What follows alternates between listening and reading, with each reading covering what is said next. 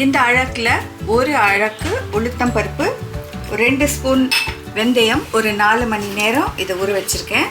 இப்போ இதில் போட்டு எப்படி அரைக்குதுன்னு பார்க்கலாம்.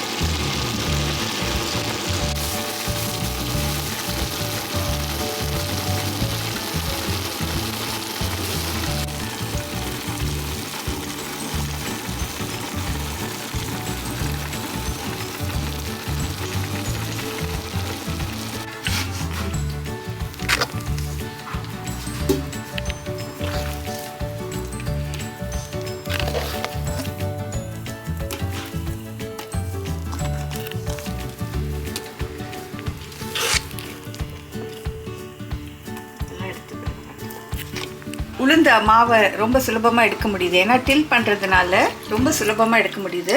அடுத்து அரிசி சேர்க்க போகிறோம்.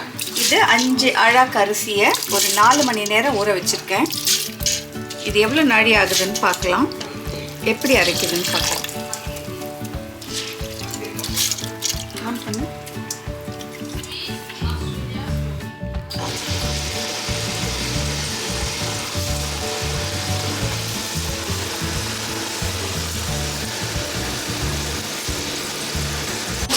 அந்த 5 அழகு அரிசியோட 1 கப் அவலை நல்லா ஊற வச்சு வச்சிருக்கேன். இதையும் சேர்க்கிறேன். இது தோசைக்கு நல்லா முறுமுறுன்னு வரும்.